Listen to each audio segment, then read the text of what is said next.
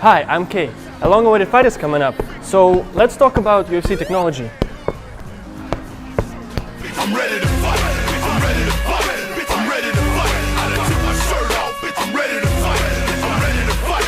I'm ready to fight. The fight between Conor and Khabib is rapidly approaching, so I decided to dig into the technology of the UFC.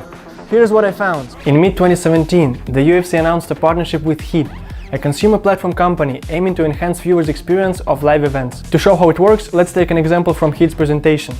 An excerpt from the fight between Edson Barboza and Mark Jacasey. The sequence of events is: Barboza punches Jacasey, and Jacasey taunts Barboza.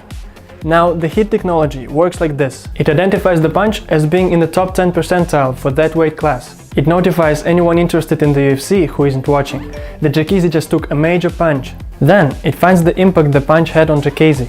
It was an 8 out of 10, where 10 is a KO. At this point, the system starts ignoring Jacasey's taunting because it realizes he is under stress. Then it looks for more info and finds out that Jacasey's energy level went down by 10%. It analyzes the coaches and cornermen's verbal activity and finds out that it's also increased, which means that they are under stress too. Now, the system is certain that Jacasey is trying to manipulate the fight. He got punched hard and felt it, so his taunting is just a bluff. The system recognizes it because it's gathered data on his behavior, and it knows that in 85% of past events, Barboza attacked his opponent if he felt that he could drop him. However, in this case, Barboza chose not to, which indicates that he believed the taunting. Pretty cool, right? So we've got a bunch of interesting info. Now what? For the UFC, he decided to visualize the story through avatars.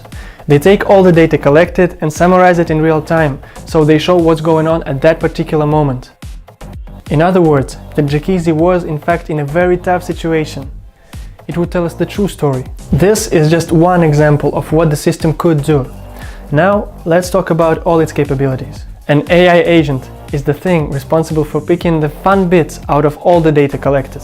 It sorts through everything gathered from 70 different metrics and shows what would interest each user. This AI is built to cater to our individual needs. It gets its data from what's called a world graph, which is the semantic representation of the physical world, its entities, and the relationships between them. The world graph analyzes the fight as a whole, the situation, the characters, the style, and special moments.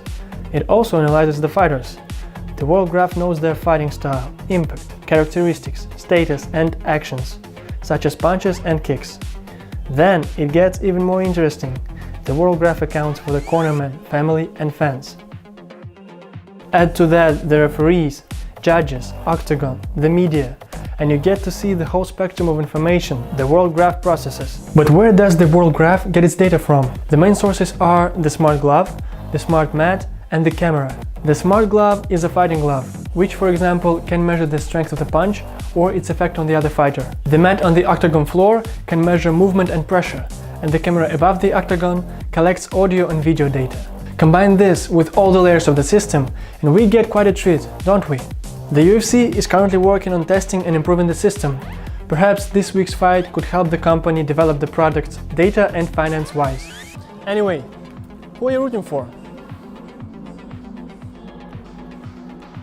Well, I actually don't care. I'm personally rooting for Conor.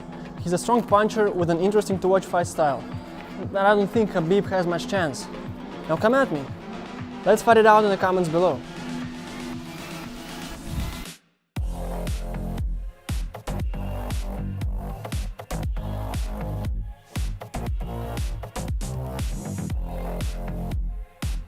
Khabib! Khabib! Khabib!